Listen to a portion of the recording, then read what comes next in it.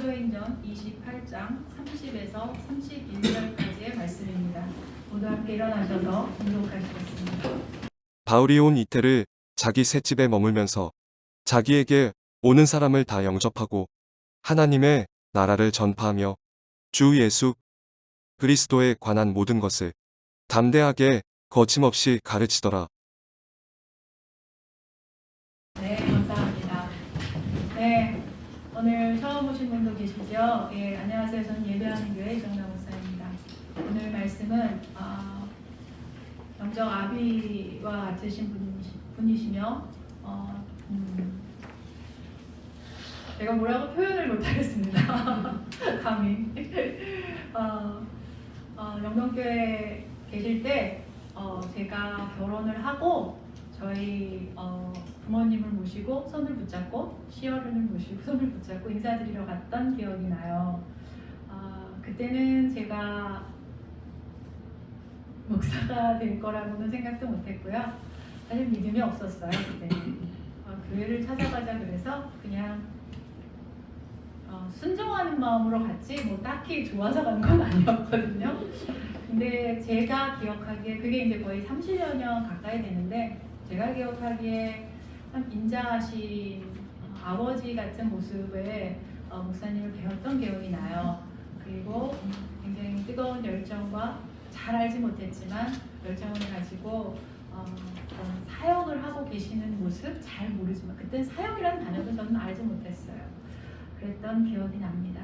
그리고 30여 년의 시간이 흐른 후에 저희 이렇게 작은 교회인 예배하는 교회가 세워지고 정말 사랑의 마음과 아버지의 마음으로 위로와 격려와 그 따뜻한 마음으로 단 한 걸음에 달려와 주시고 기도해 주시고 그 마음이 너무 감사하고 너무 뜨겁습니다. 설명을 제가 다 안 해드려도 워낙 유명하신 분이라 어떤 분이신지 다 아실 거라 믿습니다. 현재는 글로벌 운도 아카데미인가요? 네. 거기 원장님으로 계신 박은조 목사님께서 오늘 말씀을 전해드리겠습니다.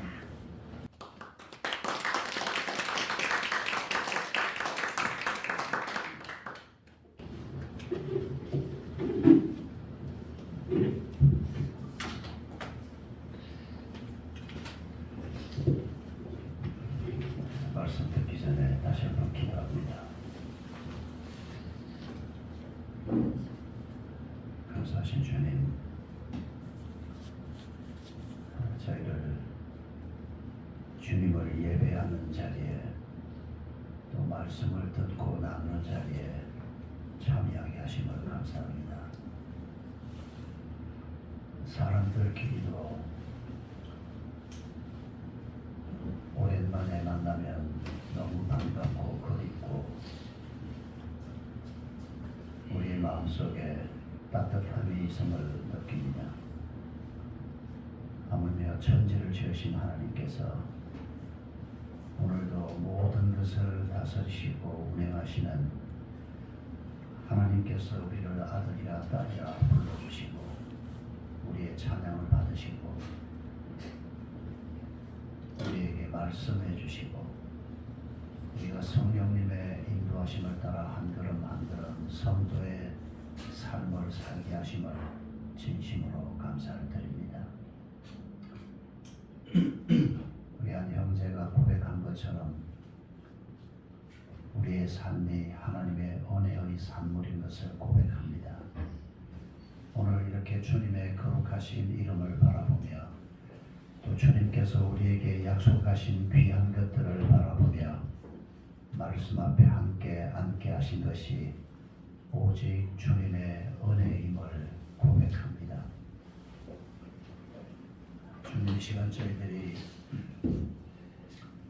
사도행전의 맨 마지막 귀절에 주님께서 기록하신 바울의 모습을 함께 생각하려고 합니다.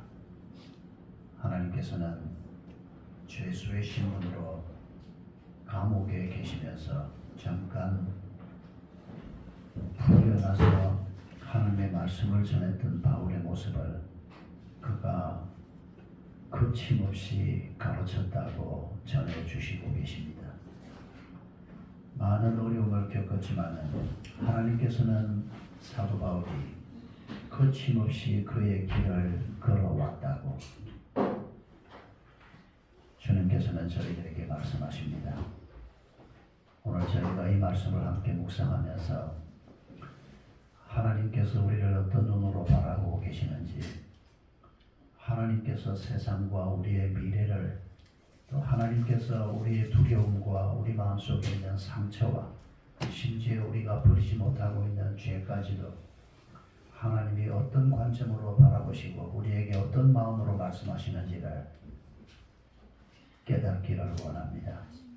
성령 하나님께서 우리에게 하나님의 관점을 주시고 하나님의 마음을 주시고 하나님의 눈으로 나와 내 가족과 내 주변과 미래를 바라볼 수 있는 믿음을 더해 주시옵소서.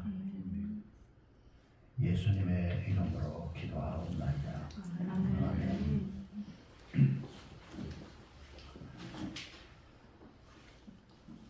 여러분, 지하철역에서 이런 멘트 자주 들어보셨죠? 지하철 역사에 이렇게 서 있으면 열차가 들어오고 그리고 멘트가 나옵니다. 뭐라고 나오는지 잘 기억하시죠? 승객 여러분, 열차가 들어오고 있습니다. 여러분의 안전을 위해서 어떻게 하라고요? 노란색 안전선 바깥으로 서주시기 바랍니다. 이렇게 멘트가 나왔습니다. 혹시 요새 이 멘트가 바뀐 거 아닙니까? 모르시네요. 이렇게 바뀌었습니다. 열차가 들어올 때 뭐라고 바뀌어서 나오는 거 하니까, 여러분, 열차가 들어오고 있습니다. 승객 여러분의 안전을 위해서 노란색 안전선 안으로 한 걸음 물러서 주시기 바랍니다. 이렇게 바뀌었습니다. 뭐가 바뀌었는지 아시겠습니까? 전에는 바깥으로 서달라고 그랬는데 요새는 안으로 서달라고 합니다. 이거 제가 자주 지하철을 타서 스스로 발견한 건 아니고 이게 한 3, 4년 된 것 같습니다. 신문 기사로 봤습니다. 신문에 뭐라고 기사가 나왔는가 하니까 어떤 분이 이 지하철을 기다리다가 이 멘트를 듣는데 늘 들어왔던 멘트지만 그날 갑자기 무슨 생각이 들었는가 하니까 이 멘트가 문제가 있다 이런 생각이 들었다는 겁니다. 승객 입장에서 보면 노란색 안전선 바깥으로 서라는 얘기는 죽으라는 소리입니다. 왜냐하면 이게 노란색 바깥이라고 하는 것은 선로 가까이 가는 겁니다. 승객 입장에서 보면. 근데 바깥으로 서달라고 하는 건 누구의 관점에서 얘기하는 겁니까? 열차의 관점에서 얘기하는 겁니다. 열차에서 지금 봉사하고 섬기면서 기관사며 그 소위 지하철 공사의 입장에서 승객들에게 바깥으로 서달라고 얘기하는 겁니다. 이 시민 한 분이 이 생각이 난 겁니다. 그리고 이분이 편지를 썼다는 겁니다. 지하철 공사는 시민을 섬기기 위해서 있는 건데 당신들이 멘트하는 것부터 좀 고치는 게 좋겠다. 관점이 틀렸다. 시민의 입장에서 생각을 해봐라. 시민의 입장에서는 바깥으로 서는 게 아니고 안으로 서는 거다. 놀랍게도 저는 그 기사를 보고 정말 그랬습니다. 놀랍게도 대한민국이 선진국이 돼 가는구나 하고 느낀 게, 여러분, 제가 경험해온 관청들, 정부 기관들 말 안 들어줍니다. 누가 그렇게 편지를 썼다고 해서 이 사람 말이 맞다 하고 회의를 해서 그런 멘트를 바꾼다? 저는 지금까지 별로 보질 못했습니다. 대한민국이 많이 발전하고 있다는 게 우리의 소득이 높아지고 뭐 교통이 편리해지고 이런 것도 물론 중요하지만은 사실은 의식 수준이 높아지는 것이 참 중요합니다. 지하철 공사가 멘트를 바꾸기로 한 겁니다. 그뿐만 아니라 그분이 편지에 그렇게 썼다는 겁니다.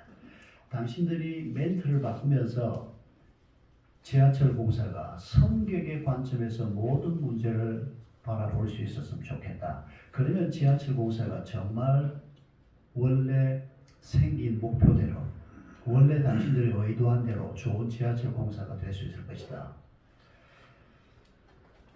여러분, 이 사건을 우리가 기억하면서 우리 오늘 뭘 생각해 보려고 하는 거 아니까, 우리가 이 세상에 발을 붙이고 살고 있지만은 하나님께서는 우리가 사람의 관점에서 문제를 생각하고 사람의 관점에서 문제를 보는 자가 아니고 하나님의 관점에서 문제를 볼 줄 알고 하나님의 관점으로 모든 것을 바라볼 수 있는 사람이 되기를 원한다는 사실을 우리 오늘 사도행전 말씀을 중심해서 잠깐 생각해 보려고 합니다.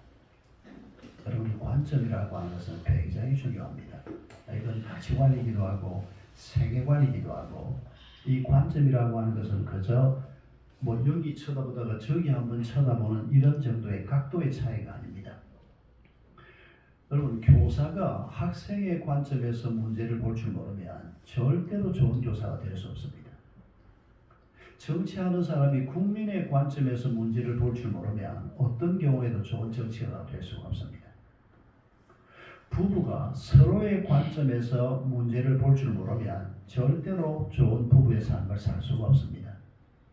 나는 내 관점에서, 저 사람은 저 사람의 관점에서 철저히 둘이서 자기 관점을 고집하면 결국 헤어지는 수밖에 없습니다. 성경이 우리에게 계속 가르치는 건 뭔가 하니까 너의 관점에서 벗어나서 다른 사람의 관점에서 문제를 볼 줄도 알고 다른 사람의 관점에서 나를 볼 줄도 알고 그리고 나아가서 하나님의 관점에서 문제를 볼 수 있어야 한다. 이걸 성경은 굉장히 강조하고 있습니다.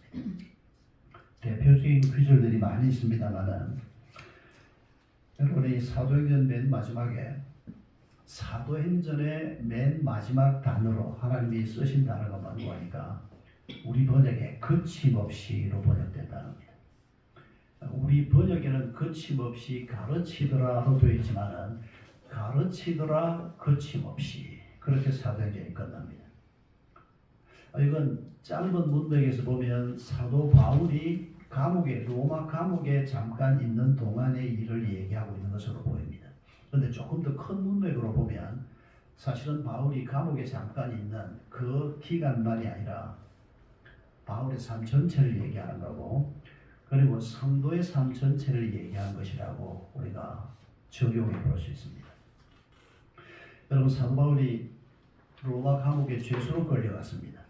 물론 스스로 로마로 가기를 원했습니다만은 그런데 그 감옥에 있으면서 지금 이 성경 기록은 죄수의 신분으로서 일반 가정집에 잠깐 나와서 세를 얻어 살면서 그 집에 있으면서 사람들을 만나서 설교도 하고 아주 거침없이 하나님의 말씀을 가르쳤다. 그 묘사입니다. 그런데 우리가 이런 질문을 해보지 않을 수가 없습니다. 이 하나님이 거침없이라고 쓴 단어가 너무 이게 과잉 표현 아닌가? 아니, 여러분 생각해 보십시오. 지금 감옥에 갇혀 있습니다.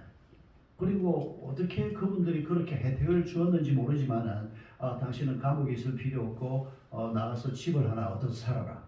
이거 사실 굉장한 혜택이 틀림없습니다. 그런데 하나님께서 은혜를 베푸셔서 죄수의 신분으로 이런 혜택을 받았다고 해서 또 거기에서 많은 사람들에게 성경을 열심히 가르쳤다고 해서 거침없이 가르쳤더라? 아니, 그러려고 하면 적어도 거침없이라고 하는 단어를 쓰시려고 하면 죽게 내버려 두면 안 되지 않습니까? 아니, 그렇게 거침없이 가르쳤다는 사람이 그렇게 가르치다가 칼 맞아 죽습니다. 참수형을 당합니다. 다른 분들은 십자가형을 당하는데 사도 바울이 참수형을 당한 건 한 가지 이유 때문입니다. 그럼 우리 로마 시민권자이기 때문입니다. 로마 시민권을 가지고 있는 사람들에게는 죄를 지어서 사형 선고가 내려져도 십자가형을 집행하지 않습니다. 그게 너무 끔찍한 벌이기 때문에 십자가에 달려있으면서 예수님은 한 6시간 만에 돌아가셨는데 옛날 기록들을 보면 십자가에 매달아 놓은 죄수가 한 일주일 정도를 죽지 못하고 피가 이 손목 발목에서 피가 조금씩 흘러나가지 않습니까? 한 일주일 동안을 죽지 못하고 꿈틀거리고 있는 이런 기록들을 흔히 볼 수가 있습니다. 여러분 상상을 해보십시오. 6시간만 해도 엄청난 고통인데 그게 하루, 이틀, 사흘, 일주일이 지나도 생명이 붙어있고 그 모든 고통을 다 느껴야 하는 인간이 발명한 사형 제도 중에서 십자가형이 가장 참혹한 제도다. 어떤 분은 그렇게 평가를 했습니다. 그래서 로마 시민권을 가지고 있는 사람은 사형 선고를 받아도 참수형을 죽을 때 목을 치니까 순식간에 죽음이 끝나는 죽어버리는 겁니다. 그래서 바울은 그렇게 돌아가신 것으로 전해지고 있습니다. 그런데 이렇게 떠나가신 사도 바울을 생각하면 하나님께서 거침없이 그의 길을 걸었다 이렇게 표현하는 것은 하나님께서 너무 과하게 표현하신 것이 아닌가, 우리가 이렇게 질문해보지 않을 수가 없습니다. 왜냐하면 성경 기록은 바로 우리 얘기이기 때문입니다. 여러분, 하나님께서 창세기부터 시작해서 요한계시록까지 이 많은 기록을 우리에게 남겨주셨는데, 여러분, 이걸 왜 우리에게 읽게 하고 왜 이걸 우리에게 묵상하게 하고 우리가 모일 때마다 이렇게 설교 말씀을 통해서 성경을 생각하게 하는 이유가 무엇입니까? 이게 다 우리 얘기이기 때문입니다. 하나님이 아브라함에게 어떻게 했다, 그게 오늘 우리에게도 동일하게 하나님께서 행하시겠다고 약속하신 것이기 때문입니다. 수많은 사람들 얘기가 나오지 않습니까? 그 반복되는 수많은 얘기를 왜 하나님 그렇게 길게 얘기합니까? 구약이 무려 39권입니다. 신약이 27권입니다. 성경이 쓰여진 그 기간이 1600년입니다. 이 1600여 년 동안에 수많은 사람의 얘기를 반복해서 얘기합니다. 왜일까요? 너무 중요하기 때문입니다. 너무 중요하지 않으면 반복할 이유가 없습니다. 아브라함에게 했던 얘기를 야곱 때 또 하고 모세 때 또 하고, 하나님이 중요한 얘기를 계속 반복하는 걸 볼 수 있습니다. 그리고 이게 점진적으로 발전하는 것을 성경은 우리에게 말씀하고 있습니다. 구약에서 말씀하신 것이 예수 그리스도 오신 다음에 그리스도 이후에 어떤 식으로 이 하나님의 말씀이 발전되어 가는가 하는 것을 우리에게 설명하고 있습니다. 여러분, 사도행전에서 바울과 베드로를 중심해서 이 사도행전이 기록되어 있지만 사실은 모든 성도들이 걸어갔던 길을 말씀하고 있습니다. 1세기의 모든 그리스도인들이 이 길을 걸어왔다고 말씀하고 있고, 또 오늘 우리 또한 같은 길을 걸어가야 한다고 주님이 말씀하고 있습니다. 그러니까 하나님께서는 우리를 보고도 사도 바울이 거침없이 그의 길을 걸어갔다고 말씀하신 것처럼 우리에게도 너희가 거침없이 그리스도의 길을 걸어가야 한다, 그렇게 말씀하고 있는 겁니다. 바울이 거침없이 걸어갔는데 나는 사도로 부름을 받은 사람도 아니고 나는 바울하고는 감히 비교도 할 수 없는 작은 믿음을 가진 사람이니까 나는 그냥 예수 믿고 성실하게 교회나 다니고 이렇게 살다가 내 인생이 끝나면 되지, 어떻게 감히 바울을 견주겠는가, 그렇게 생각하는 것은 사탄이 주는 생각입니다. 여러분, 잊지 마십시오. 성경은 우리가 사도 바울이나 모세나 똑같은 하나님의 자녀라고 얘기합니다. 우리가 똑같은 길을 걷는다고 얘기합니다. 그런데 사탄은 우리의 마음을 어떻게 공격하는 거니까 우리의 마음을 흐트러뜨리는 겁니다. 너는 모세하고는 달라, 너는 바울하고는 달라, 바울에게는 이런 말씀이 적용되는지 모르지만은 너한테는 이런 말씀이 적용될 수 있는 말씀이 아니야. 네가 무슨 믿음이 있다고, 네가 예수 믿은 지 얼마나 됐다고. 여러분, 사탄은 이렇게 우리의 생각을 혼란에 빠지게 만듭니다. 여러분, 그 말에 귀를 기울이면 안 됩니다.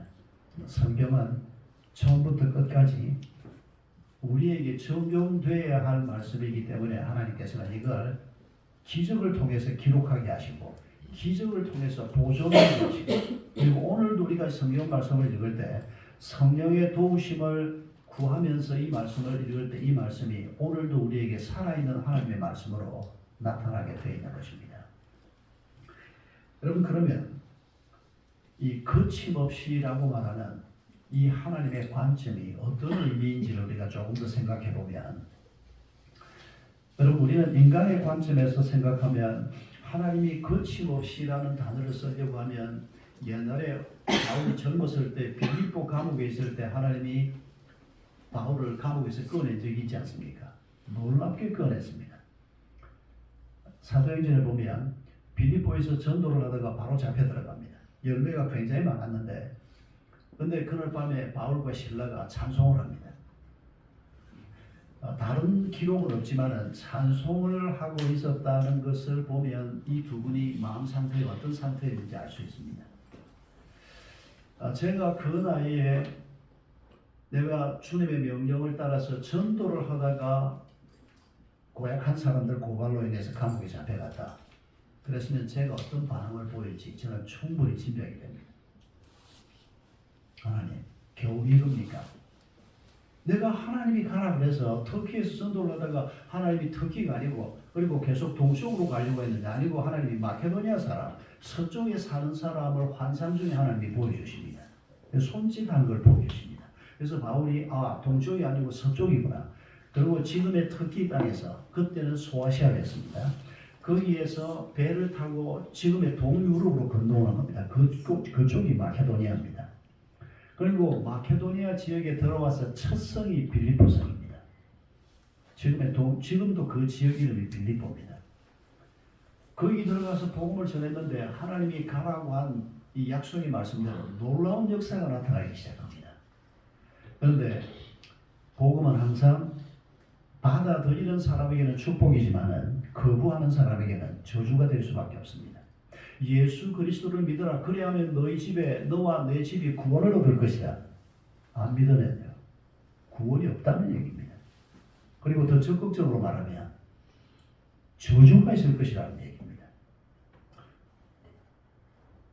제가 한 1년 넘게 지금 82살 된 옛날 저희 교회 교인이었던 분하고 지금 원투어를 지금 한 1년 한 반 가까이 하고 있는데 이분이 저한테 자주 하는 질문이 뭔고 하니까 목사님 난 하나님이 딱 한 가지가 마음에 안 드는데 하나님이 자기 안 믿는다고 저주를 주면 어떡하냐는 겁니다. 저는 예수 믿는 사람들한테도 이런 질문을 잘 안 받아봤는데 여러분 그 저주라는 게 뭘까요? 하나님이 꼭 이슬람 사람들처럼 우리가 전하는 이 알라신을 믿을래 안 믿을래? 네가 믿으면 살 거고 안 믿으면 죽이겠다. 꼭 하나님을 그런 모습으로 생각하는 겁니다. 여러분 의사를 만났을 때 의사가 암입니다.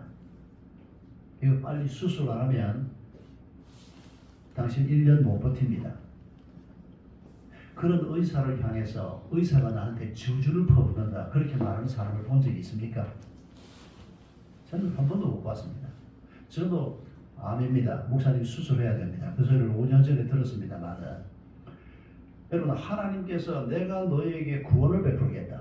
내가 너희에게 복을 주겠다고 할 때 여러분 그 복이란 말은 그 복을 받아들이면 하나님의 은총을 드리는 건데 그걸 받아들이지 않으면 저주의 자리에 서게 되는 겁니다. 그 복을 누리지 못하니까 그 혜택을 누리지 못하니까 하나님께서 특별히 저주를 퍼붓겠다는 게 아니라 가만히 내버려 두어도 하나님이 주시는 복을 받지 않으면 그냥 저주가 그에게 임하는 겁니다. 하나님이 예비하신 기가 막힌 삶이 있는데 나는 그런 삶 싫어. 내가 생각하는 건 돈이 있어야 되고 내가 생각하는 이런 인생을 내가 살 거야. 그런데 하나님은 네가 네 스스로 생각하는 그 길을 걸어가면 거기에는 참 평강이 없고 거기에는 네가 원하는 평화도 없을 거다. 내가 주는 이 세계로 너희가 들어와야 한다. 여러분 그건 사람들이 흔히 과잉으로 생각하는 저주가 아닙니다. 하나님이 우리에게 좋은 것을 주시고 싶은 것입니다. 그걸 거부할 때 결과적으로 우리가 놓여지는 자리가 저주라고 설명되고 있을 뿐입니다. 여러분 하나님의 말씀을 따라서 복음을 전하고 하나님의 말씀을 따라 살았는데 우리가 사람의 관점에서 생각하면 좋은 일이 생겨야지. 내가 하나님의 말씀을 따라서 예배 잘 드리고 성경 말씀 묵상하고 믿음으로 살려고 하면 돈이 잘 벌려야지. 건강해야지. 아이가 대학에 잘 가야지. 아이가 결혼 잘 해야지. 이게 사람의 관점입니다. 그런데 하나님의 관점은 무엇 같습니까? 하나님 말씀대로 빌립보 땅에 들어가서 복음을 전했는데 감옥에 갖다 놔버립니다. 그런데 그때 바울은 젊었습니다. 바울이 찬양을 드립니다. 하나님 이게 뭡니까? 이게 내가 순종한 결과물입니까? 그렇게 말하지 않았습니다. 여러분 여기까지 가는데 시간이 참 많이 걸리는데 바울은 아마 일찍이 율법을 배웠고 아마 많은 경험을 하면서 젊은 나이에 벌써 감옥에 가서 앉아 있어도 하나님에 대한 원망보다는 하나님의 거룩한 이름을 높이는 그런 찬양을 하는 사람으로 묘사되고 있습니다. 왜 하나님은 옛날 빌립보 감옥을 흔들어서 바울을 나오게 했던 것처럼 왜 로마 감옥을 흔들어서 나오게 하진 않습니까?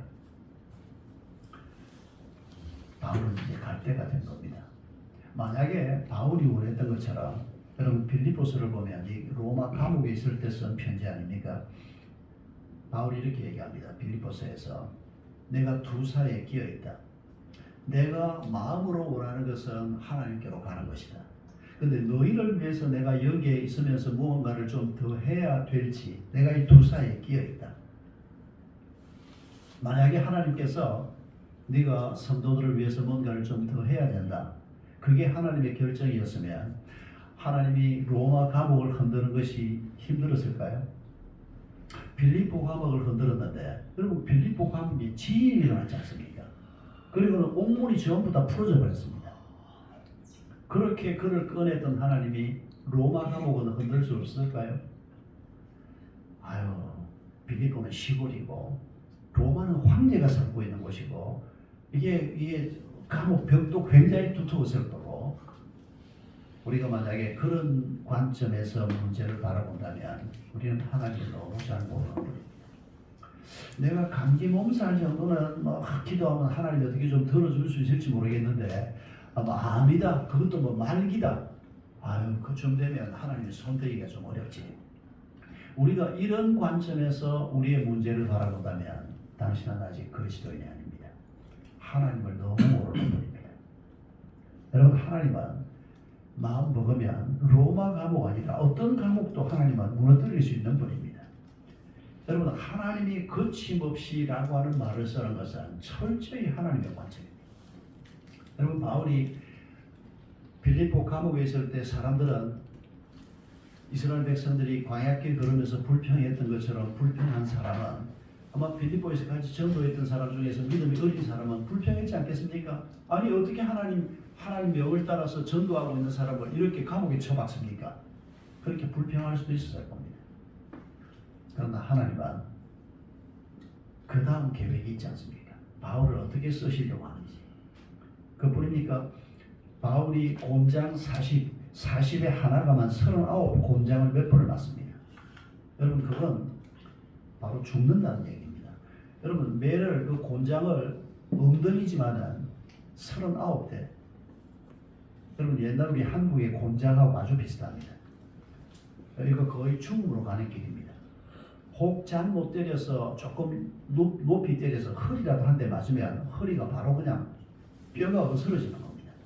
그렇지 않고 살점만 맞아서 잘 풀려났다 해도 여러분 그 시절에 약이 제대로 있습니까? 또 되게 그런 어려운 일을 겪는 사람들이 경제적으로 어려운 분들입니다. 살아남기가 어려운 상황입니다. 뭐 배를 타고 가다가 파손하기도 하고 사람들이 돌을 던져서 그 돌이 쌓여서 다 바울이 죽었다고 생각하고 다 흩어졌는데 바울은 거기를 부슬거리고 일어나서 걸어 나옵니다. 여러분 기가 막힌 어려움을 바울이 당했습니다. 그것도 한두 번이 아니고. 근데 그때마다 사람의 입장에서 우리가 생각하면 하나님이 바울을 이렇게까지 심하게 다룰 수가 있나? 근데 하나님은 어떻게 생각할까요? 하나님은 바울이 돌을 맞아서 돌이 산더미처럼 쌓여 있어도 아직 아니야. 아직 바울이 죽을 때가 아니야. 여러분 하나님은 바울을 그렇게 한 걸음 한 걸음 인도해 오신 겁니다. 그리고 바울도 그가 고백한 기록들을 보면 하나님이 자기를 어떻게 지금 다루고 있다는 것을 느끼고 알고 있는 분입니다. 그래서 로마 감옥에 앉아서도 감옥이 나를 가두어 놓지 못한다. 내가 내게 능력 주시는 그분 안에서 능치 못할 것이 없다. 내가 감옥에 있든지 감옥 밖에 있든지 어디에 있든지 하나님이 나를 붙들어 주시고 내가 하나님을 찬양할 수 있고 내가 하나님께 전적으로 순종하는 믿음의 길을 갈 수 있다. 이런 고백을 하고 있습니다. 그런데 우리가 하나님의 관점에서 보지 않고 인간의 관점에서 이런 문제를 보기 시작하면 불평할 것밖에 없고 더군다나 내가 생각했던 것하고 하나님이 우리에게 이루어 주시는 일들하고는 간격이 굉장히 큽니다. 왜냐하면 목표가 다르기 때문입니다. 우리는 신앙생활을 하면서도 수십 년 신앙생활을 해도 우리 마음속에는 이 세상을 떠날 건 알고 있지만은 이 세상에서 조금이라도 편하게 이 세상에서 조금이라도 남부럽지 않게 이왕이면 좀 떡 벌어지게 괜찮아 보이게 이런 삶을 우리는 끊임없이 생각합니다. 근데 하나님은 우리를 보면서 뭘 생각할까요? 제가 어떻게 해서든 이 세상에서 나를 닮는 자가 됐으면 좋겠다. 여러분 그게 우리를 향한 하나님의 가장 큰 목표라는 거 알고 계십니까? 알아도 이왕이면 하나님 내가 하나님을 닮는 거 나도 원하고 그게 가장 큰 축복인 줄 아는데 하나님을 닮아가더라도 거룩한 삶을 살더라도 좀 몸도 건강하고 좀 경제적으로도 좀 여유가 있고 좀 남들 보기에 좀 괜찮게 이렇게 살면서 거룩해질 수도 있지 않습니까? 이게 우리 마음속에 끊임없이 아마 죽는 날까지 심지어 내가 죽는 순간까지도 좀 근사하게 죽었으면 좋겠다. 좀 막 어떤 죽음처럼 내가 싫어하는 어떤 그런 죽음 말고 이런 생각도 우리가 끊임없이 합니다. 내가 30년 전에 이런 설교를 한 적이 있습니다. 저도 기억이 나는데 그때 누구를 만나고 왔는지 모르겠습니다. 아마 제 기억이 맞다면 제가 존경했던 제 친구 아버지 목사님인데 그 목사님이 연세 많아서 이제 좀 아주 수척해지고 왜 그 나이가 많고 병들면 몸이 얼마나 수척해지는지 알지 않습니까? 그 목사님이 인물이 참 좋은 분이었습니다. 키도 옛날 어른인데 저하고 키가 비슷했습니다. 제 친구는 저보다 키가 좀 작았는데 정말 아주 세상적으로 인물이 아주 좋은 목사님이었습니다. 젊을 때부터. 그런데 병들고 치매기가 약간 오기 시작하니까 영락없는 초라한 인간 그대로 아주 그냥 빼 말라가고 이렇게 되고 그렇게 돌아가시는 모습을 제가 봤습니다. 그리고 그때 제가 이렇게는 안 죽었으면 좋겠다. 그때 저는 굉장히 젊을 때죠. 그런 생각을 잠깐 했는데 그 중간에 제가 묵상을 하면서 마음에 하나님이 어떤 생각을 주셨는가 하니까 죽는 방법은 내가 선택하는 게 아니고 결국 하나님이 허락하실 텐데 하나님이 나를 내가 그동안 보아온 것처럼 교통사고로 죽든 어떻게 죽든 내 마지막 순간이 어떻게 되건 내가 이거 하나님 손에 맡겨야겠다. 내가 봤던 그 한 목사님처럼 그렇게 인물 좋고 큰 교회 목사님이었고 그랬던 분이지만은 마지막 순간에 그렇게 초라한 모습으로 죽는 이것도 인생 무상을 우리에게 가르쳐주는 하나님의 도구라면 내가 그 도구로 쓰임을 받는다면 내가 그것도 기꺼이 받아들여야 되지 않을까. 그 주간에 내가 그런 묵상을 했습니다. 그리고 그 주일날 설교를 하면서 내가 이런 비슷한 얘기를 설교 중에 잠깐 했습니다. 한 달 전에 영동교회에서 같이 교회를 개척했고 샘물교회를 같이 개척을 했다. 영동교회에서 샘물교회를 같이 개척했던 장로님 한 분이 돌아가셨습니다. 마지막 순간에 그분을 돌아가시간 며칠 전에 가서 가서 뵀는데 92세나 되셨으니까 그리고 계속 병을 앓았으니까 아주 참 그 장로님도 인물이 참 좋은 분이었습니다. 근데 그 따님이 나한테 뭐라고 얘기하는 거니까 목사님 30년 전에 서울 영도교회 때 목사님이 이렇게 설교한 거 자기가 기억하고 있다는 겁니다. 아버지를 볼 때마다 목사님의 그 설교를 생각하면서 우리의 죽음이 어떤 모습이든 하나님 앞에 맡길 수밖에 없고 그리고 이렇게 연약한 모습으로 이렇게 뭐 별로 보기 좋은 모습은 아닌 이런 모습으로 떠나지만은 그게 인생의 결과이고 이런 중에도 하나님께서 우리에게 은혜 베푸시는 하나님이신 것을 마음에 품고 사는 이 마음 가져야 되겠다. 세상에 30년 전에 제가 했던 저도 그 설교가 그 말을 듣는데 기억이 나는 겁니다. 여러분 사람의 관점에서 생각하면 모든 것이 다 추악하고 모든 것이 허망하고 모든 것이 의미가 없는 여러분 그게 인생일 수밖에 없습니다. 우리가 얼마나 더 있다 갈 겁니까? 우리가 잘 살아봐야 얼마나 더 잘 살 겁니까? 우리가 건강해봐야 얼마나 건강하겠습니까? 저도 감기 한번 앓지 않고 정말 부모님한테 건강 하나님 잘 물려받았다고 자신하고 살았는데 5년 전에 암에 걸렸었습니다. 결국 다 우리가 몸이 다 약해져 가는 겁니다. 그런데 사람의 관점에서 보면 인간이 너무 허망하고 아무것도 아닌 존재고 이렇게 사느니 그냥 일찌감치 그냥 마음대로 살다가 일찌감치 그냥 스스로 생명을 끊는 게 낫지 않을까? 충분히 그런 생각이 동의가 됩니다. 그러나 우리가 하나님의 관점에서 우리의 삶을 생각하고 우리의 죽음도 생각을 해보면 하나님이 어떤 계획을 가지고 있을지 모르지만 하나님이 우리를 바라보실 때 네가 나를 닮는 것이 가장 중요한 인생의 목표다. 네가 좀 더 잘 먹고 잘 살다가 하냐 남들 보기에 그럴듯하냐 그런 것에서 벗어나야 한다. 내가 보기에 가장 아름다운 내 자녀 나를 닮아가라 거룩한 자녀가 되는 것. 여러분 이게 우리를 향한 하나님의 관점입니다. 여러분 우리의 자녀를 볼 때 하나님이 어떤 관점으로 보라 그럽니까?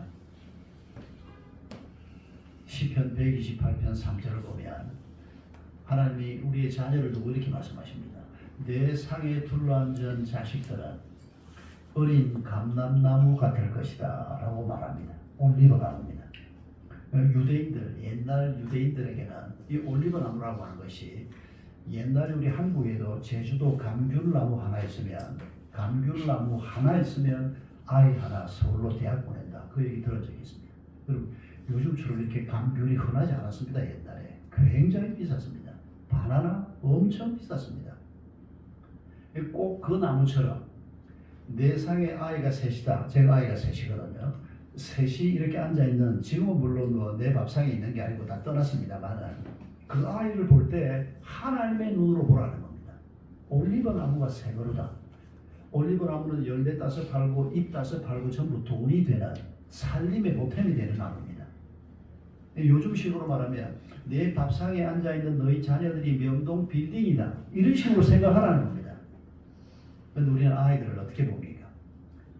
사람의 관점에서 아이를 보니까 그것도 죄인인 인간의 눈으로 보니까 아이고 저거는 공부도 못하는 게 왜냐하면 공부를 잘해야 나는 인생이 성공할 거라고 믿기 때문에 그게 우리의 눈이니까 저거는 공부도 못하는 게 뭐가 될 건가? 저거는 몸도 약한 게 뭐가 될 건가? 여러분 그리스도인 부모가 이렇게 죄를 지으면 안 됩니다. 큰 죄악입니다. 이거. 하나님은 그런 눈으로 보고 있지 않습니다. 내 상에 둘러앉은 자식들이 완전한 자식입니까? 완전한 자식이 어디 있습니까? 뭐가 부족해도 부족할 수밖에 없는데 그 자식들이 명동 빌딩 같은 자식이 될 것이다. 하나님 이런 눈으로 보라는 겁니다. 아니 그러면 공부를 못하는 건 어떻게 해요? 그럴 때는 어떻게 해야 됩니까? 저는 이렇게 생각합니다. 나 닮아서 공부 못하는 거 어떡하라고? 부모가 그렇게 생각해야 맞지. 지는 잘했는데 애는 못하는 것처럼 이렇게 애를 잡으면 부모하고 자식 관계만 깨질 뿐입니다. 부모가 가져야 할 태도는 네가 공부가 조금 부족해도 네가 하나님 앞에 나아가서 살면 하나님이 너를 축복하실 거야. 네가 몸이 좀 약하지만 문제없어. 하나님 너를 붙들어 주실 거야. 이게 하나님의 관점이라는 겁니다. 제가 결혼하고 5년 만에 첫 아이가 태어났습니다. 제가 그 아이를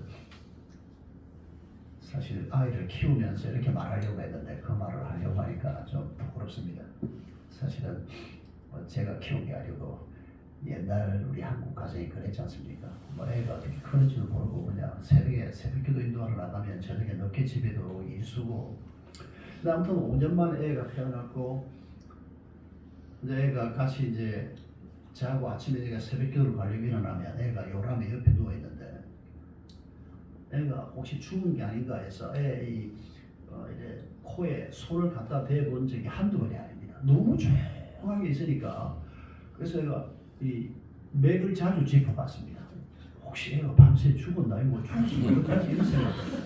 첫애를 키우면서 대개 초보 부모들이 이런 두려움이 많거든요. 애를 안으면 어떻게 안아야 될지를 모르니까 자칫 잘못 안으면 애가 어디 부러질 것 같고 너무 연약하니까 아이가.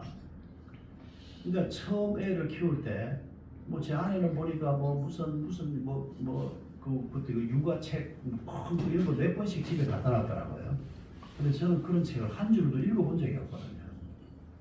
그러니까 뭐 너무 모르는 거죠, 아이에 대해서. 아마 월요일이었던 것 같은데 집에 하루 쉬는 날인데 아이가 컨디션이 안 좋아서 이제 아이를 데리고 집사람하고 같이, 제가 지금도 기억이 납니다. 강남구청 바로 앞에 여영구 소아과라는 소아과가 있었습니다. 그때 한 번 딱 갔는데 그 소아과 이름이 제가 계속 기억이 납니다. 여기 이제 바깥에서 기다리고 있다가 차례가 돼서 이제 원정방에 들어갔습니다. 우리 부부가 안고 애를 이렇게 가운데, 애가 그때 뭐한 1년이나 됐을랍니다. 아주 어린 아이 됩니다. 그때 그 원장이 했던 말이 제가 지금도 잊혀지지가 않습니다. 그때 제가 30대 초반이었고 그 원장님은 한 50쯤 돼 보이는 여자 원장님이었습니다. 이분이 애를 데리고 들어가서 애가 아프다는데 애한테 얘기는 안 하고 나를 빤히 이렇게 쳐다보는 겁니다. 그래서 날 보고 뭐라고 얘기하는 거니까 애기 아빠, 애기 안 죽습니다 이러는 겁니다.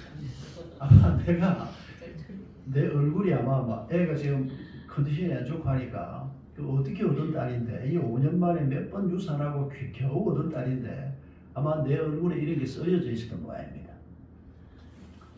그러면서 그때 그분이 이렇게 얘기했습니다. 아이들은 가장 안전한 엄마 태에 있다가 세상에 태어나면 면역력이 아직 자라지 않았기 때문에 초등학교 입학할 때까지 애들이 잔병 치레를 많이 한다는 겁니다. 아프다가 회복이 되면서 면역력이 좀 높아지고 저항력이 좀 높아지고, 그래서 초등학교 입학할 때까지는 잔병 치레를 많이 하는데 당연하다는 겁니다. 겁낼 필요 없다는 겁니다. 애들이 그렇게 앓으면서 큰다는 겁니다. 그런데 내 얼굴을 보니까 그런 지식이 전혀 없는 얼굴이거든요. 그저 뭐 아이한테 무슨 큰일이 생긴 거 아닌가 싶고 막 불안해하고 그러니까 그런 얘기를 그날 해주었는데, 그런 걸 좀 일찍 알았으면 얼마나 좋을 뻔했습니까? 여러분, 초보 아빠에는 육아에 대해서 아무것도 모르는 이런 눈을 가지고 아이를 보니까 걱정 안 해도 될 일을 걱정을 하는 겁니다. 별거 아닌 일인데도 뭐 의사 선생님이 보면 또 엄마가 보면 아니 뭐 별거 아닌데, 나도 나중에 둘째가 태어났을 때는 그렇게 걱정 안 했습니다. 뭐 아이가 밤에 울어도 뭐 울다가 잔다 그러고 그냥 자칫 첫째는 뭐 뽀시락 소리만 나도 벌떡 일어나서 그냥 아이한테 무슨 일이 생겼나. 여러분, 하나님께서 우리에게 힘들지만은 쉬운 일은 아니지만은 우리가 살면서 하나님의 관점을 갖도록 하나님은 계속 우리에게 말씀을 주시고 기도하게 하시고 환경을 통해서 우리를 훈련시키시고, 그래서 우리가 나이를 먹어가면서 신앙이 깊어져 가면서 조금씩 하나님의 관점으로 나를 바라보고, 하나님의 관점에서 내 상처도 바라보고, 하나님의 관점에서 우리의 가정도 바라볼 줄 알고, 하나님의 관점에서 자녀를 바라보고, 심지어 우리의 미래까지도 하나님의 관점에서 바라볼 수 있도록, 하나님의 관점과 사람의 관점이 맞부딪히는 지점이 바로 거침없이라고 하는 이 표현이었던 겁니다. 여러분, 성경에 이런 장면들이 수없이 나옵니다만 하나만 더 예를 들어보면 출애굽기 14장을 보면 이스라엘 백성들이 이집트에서 나와서 홍해 앞까지 옵니다. 그런데 이집트 군대가 따라옵니다.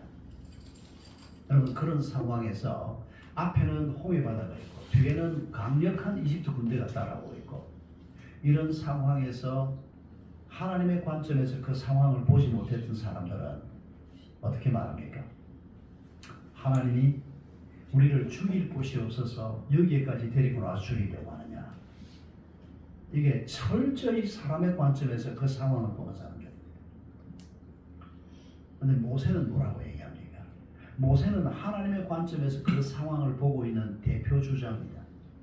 모세뿐이겠습니까? 거기 믿음의 사람들이 있지 않습니까?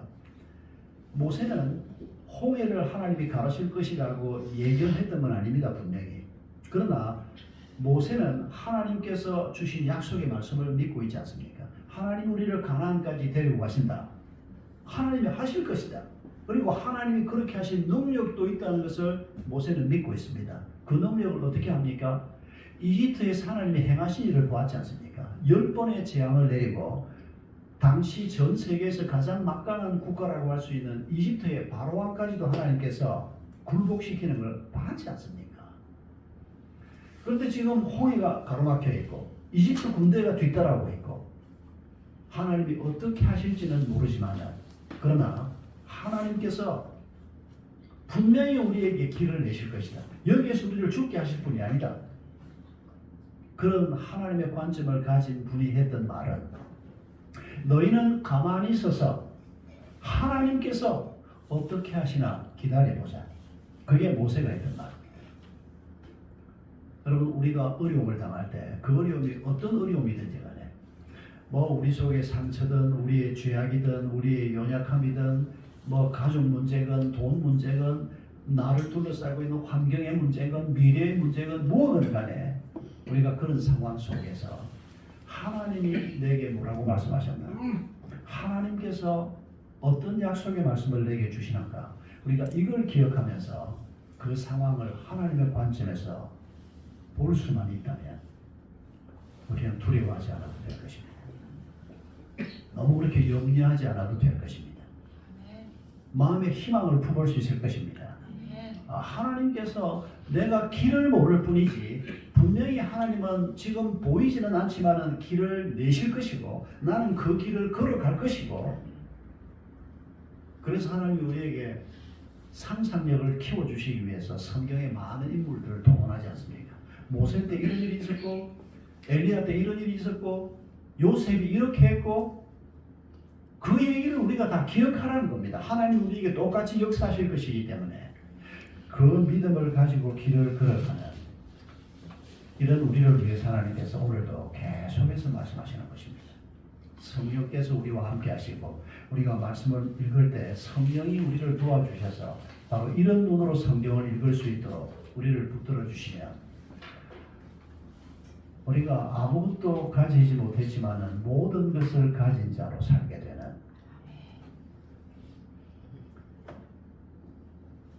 저 말씀이 오늘 앉자마자 눈에 탁 들어왔는데 너무 근사한 말씀을 갖다 놨습니다. 우리에게 하나님이 있으면 우리가 아무것도 없는 자 같아도 모든 것을 가진 자라는 사실을 잊지 마십시다. 모든 것을 다 가진 사람 같아도 그 사람이 하나님을 가지지 않았으면 그 사람은 아무것도 가지 못한 사람입니다. 여러분 하나님은 우리에게 그런 의미를 가지고 있는 분입니다. 여러분 금년 한 해를 어떻게 사셨는지 모르겠습니다. 또 내년 한 해를 어떻게 살려고 준비하시는지 모르겠습니다만은 여러분 우리가 한 해 한 해를 보내면서 하나님하고 좀 더 친밀해지고 그래서 우리가 하나님의 관점에서 모든 문제를 바라볼 수 있는 안목을 갖게 되고 그런 안목을 갖게 되면 여러분 자연스럽게 우리 삶의 대부분의 문제들을 극복할 수 있는 길을 하나님이 보여주십니다. 여러분 이런 길을 하나님께서 우리를 위해서 예비해 놓고 계시는 것을 기억하면서 특별히 하나님과 내가 목표가 같으면 우리가 하나님의 관점을 갖는데 지름길로 접어가는 것입니다. 이미 설명했습니다만 내 삶의 목표가 무엇입니까? 잘 먹고 잘 사는 것? 아닙니다. 잘 먹고 잘 사는 건 이 땅에 없습니다. 사람들이 말하는 잘 먹고 잘 사는 것은 당신 그렇게 살아보고 말해야 되는 거 아니냐 이렇게 생각하는 분이 혹 계실지 모르지만 뭐 직접 다 경험해봐야 합니까? 어디? 여러분 잘 먹고 잘 사는 사람 같아 보이는 사람들이 우리 주변에 많이 있지 않습니까? 그게 사실은 잘 먹고 잘 사는 게 아닙니다. 그 속에 가리워져 있는 불안과 두려움과 초조함과 깨진 관계들이며 수많은 문제들이 있는 거지. 그게 잘 먹고 잘 사는 게 아닙니다. 여러분 하나님께서는 우리가 이 땅에서 어떤 의미에서는 잘 먹고 잘 살게 하기 위해서 목표를 잘 먹고 잘 사는 것을 목표하지 말고 나를 닮는 것을 너희의 목표로 삼아라. 거룩해지는 것을 하나님의 목표로 삼아라. 거룩해지면 정말 잘 살 수 있기 때문입니다. 거룩해지면 많은 것을 갖다 놔도 여러분 혹시 그런 경험하시지 않습니까? 가끔씩 뭐 굉장히 비싼 음식점에 가서 머리에 차이 나온 걸 보면 다 먹을 수도 없고 또 이제 나이가 드니까 이제 먹지 말라 그러는 것도 많고 그냥 뭐 라면 하나 탁 끓여 놓으면 이것보다 훨씬 맛있겠다 이렇게 생각되는 때가 없습니까? 여러분 잘 먹고 잘 사는 것은 무엇을 먹느냐에 있는 게 아니고 우리의 마음가짐에 있다는 겁니다. 작은 거라도 우리가 하나님께서 내게 공급하신 거구나. 그래서 자족하는 법을 배우게 될 때 하나님이 우리에게 무엇을 주셔도 감사할 수밖에 없는, 그래서 하나님이 주신 목표를 내 삶의 목표로 마음에 품은 사람이면 여러분 우리는 하나님의 관점을 가지는데 훨씬 더 유리할 것입니다. 존 F 케네디 미국 대통령을 기억하실 겁니다. 케네디 대통령이 남긴 업적 중에 하나를 우주개발이라고 얘기합니다. 케네디가 60년대 미국 대통령이 됐을 때 소련보다 우주개발에 뒤처 있었습니다. 기억하실지 모르겠습니다만은 유인 인공위성을 타고 지구 궤도를 도는 거 소련이 먼저 했습니다. 미국이 한참 늦어 있었습니다. 그래서 존 F 케네디가 예산 배정을 엄청 많이 하고 자주 나사를 방문하면서 격려를 굉장히 많이 했고, 그리고 1969년이죠. 아폴로 12호가 사람을 싣고 달에까지 가는 그때가 사실은 이제 소련 연방을 앞질렀던 때입니다. 그런데 케네디가 남긴 일화 중에 이런 일화가 있습니다. 케네디가 자주 이제 그 나사를 방문을 했는데 한 번은 차를 타고 와서 내려서 나사 본관으로 들어가는데 대통령의 눈길을 끄는 사람이 한 사람이 있었습니다. 저쪽 모퉁이에서 어떤 분이 청소를 하고 있는데, 그러니까 나사 직원이지요. 청소하는 관리 직원입니다. 대통령이 이 사람에게 눈을 뗄 수가 없는 겁니다. 왜냐하면 청소를 하는데 너무 흥겹게 청소를 하고 있는 겁니다. 짐작컨대 흑인이 아니었을까 제 생각에. 제가 미국 사람들하고 좀 살아봤거든요. 카투사로 제가 한 2년 반 정도 같이 먹고 같이 자고 해봤는데 이 흑인 이 사람들은 정말 특별한 사람들입니다.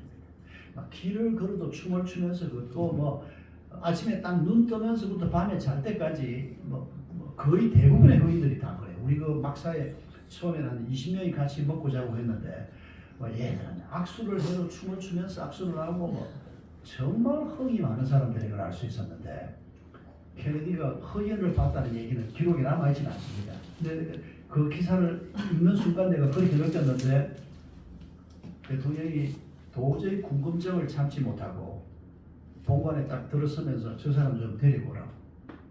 도대체 무엇 때문에 무슨 일이 있어서 저렇게 흥겹게 청소를 하는지 한번 좀 들어봐야 되겠다고. 거의 이 사람이 대통령 앞에 와서 섰습니다. 무슨 좋은 일이 있었을까요? 그 사람에게. 최근에 결혼했을까요? 미국 사람이고 한국 사람이고 결혼 생활이 별로 시원찮아도 인생에서 가장 좋은 날 그러면 결혼한 날이라고 아직도 다들 그런답니다. 아마 사람들이 결혼을 통해서 인간이 누리게 될 행복에 대한 환상이 아직도 많이 있는 것 같습니다. 또 뭐 인생에서 가장 좋은 날 그러면 아이 낳은 날이라고 그러거든요. 어떤 사람은 운전면허 딴 날 이런 사람도 있습니다. 도대체 무슨 좋은 일이 있어서 이렇게 기분 좋게 청소를 하고 있습니까? 보고를 당첨이 됐나? 뭐 무슨 좋은 일이 있나? 대통령이 그런 상상을 했을 텐데 이 사람이 한 답이 너무도 뜻밖의 답이었습니다. 이 사람이 한 답이 얼마나 사람들을 놀라게 했던지 이 뉴스가 60년대 전 세계에서 대부분의 언론이 다 잠깐씩이라도 다루었다고 합니다. 이렇게 말했습니다. 대통령님, 저는 사람을 달에 보내는 일을 위해서 일하고 있습니다. 이게 말이 됩니까 이게? 아니 이건 나사 국장이나 부국장쯤 되는 사람이 해야 될 말 아닙니까? 아니 이건 박사님들, 뭐 수석 연구원이라든지 뭐 이런 양반들이 해야 될 말 아닙니까? 근데 한쪽 구석에서 청소나 하고 있는 직원이 나는 사람을 달에 보내는 일을 위해서 일하고 있습니다. 그럼 이게 대통령을 놀라게 했을 뿐 아니라 모든 사람을 놀라게 하는 답이었습니다. 여러분 가만히 생각해보면 우리가 하나님을 믿는다고 하고 내가 하나님의 자녀라고 생각하면서도 우리는 수입이 좀 적어지면 내 인생이 망가질 것처럼 생각합니다. 뭐 좀 좋은 학교를 못 가면 내 인생은 망가질 것으로 생각을 합니다. 건강이 좀 나쁘면 막 인생을 다 잃어버린 것처럼 생각합니다. 뭐 내가 뭐 목사야, 내가 뭐 장로야, 권사야, 뭐 내가 뭐 예수 믿은 지 얼마 되지도 않았고, 뭐 내가 뭐 시장쯤 되고 국회의원쯤 되면 모르지만은 내가 뭐 회사의 말단 직원인 주제에 내가 무슨 뭐 하나님의 나라를 위해서 내가 할 일이 있다고. 그럼 우리가 다 그렇게 생각하지 않습니까? 이게 철저히 인간의 관점이라는 겁니다. 근데 하나님은 우리로 하여금 그런 생각하지 말고 너희가 어디에 있든지 하나님의 백성으로 살아야 하고 어디에 있든지 내가 공급하는 지혜와 능력으로 하나님의 나라 사람으로 살아야 한다. 그 얘기를 계속해서 우리에게 반복하지 않습니까? 여러분 우리가 연약한 사람이어도 우리가 부족한 사람이어도 우리도 사람을 하나님 나라 안으로 보내는 일을 위해서 살고 있는 사람들입니다. 그건 목사나 하는 일이지 뭐 내가 뭘 그걸 해. 뭐 그렇게 사시되지 그럼 뭐 하나님하고 상관없이. 그게 왜 목사의 일입니까? 우리 모두의 일이지. 목사는 그저 조금 선두에 서 있는 것뿐이지. 우리 모두에게 하나님이 하시는 말씀이 뭡니까? 너희가 모든 사람을 제자로 삼아라. 내가 너희를 세상 속으로 보낸다. 여러분 성경이 우리에게 하는 말씀이 만약에 내게 하시는 말씀이 아니라고 우리가 느낀다면 성경만 우리하고 상관없는 게 아니고 하나님도 우리와 상관없는 자가 되고 말 것입니다. 여러분 우리가 앞으로 몇 년을 더 살다가는지 또 지금 우리가 하고 있는 일이 무슨 일이든지 간에 연약한 우리가 하나님의 관점으로 하나님의 목표를 가지고 하나님의 마음을 가지고 우리의 남은 길을 걸어갈 때 우리가 이 땅에서 가장 복된 자로 살 수 있을 것입니다. 함께 기도하십시다. 이 시간에 한 1분 짧은 시간이지만은 세 가지 기도를 잠깐 주님 앞에 드리기를 원합니다. 첫째는 감사의 기도입니다. 이 연약하고 부족한 우리에게 하나님께서는 하나님의 관점을 가지고 살도록 축복하셨습니다. 이런 하나님께 진심으로 감사하십시다. 두 번째 기도는 회개의 기도입니다. 하나님은 이렇게 말씀하시고 나를 가르치는데도 나는 끊임없이 세상의 관점, 인간의 관점에서 죄인의 관점에서 벗어나지 못했던 것을 회개하십시다. 세 번째 관점, 세 번째 기도는 간구의 기도입니다. 하나님의 안복을 주시옵소서. 주의 성령께서 나를 도와주셔서 내 가정과 나 자신과 내 직업과 내 상황과 내 모든 것을 바라보는 내 안목이 하나님의 관점이 되게 해주옵소서. 그리고 그런 안목을 가지고 살 때 하나님의 마음을 품게 해주시고 하나님의 목표가 나의 목표가 되게 해주옵소서. 우리 한 2, 3분 동안 사회자가 나올 때까지 이 세 가지 기도를 간절하게 하나님 앞에 올려드리겠습니다. 함께 기도합니다.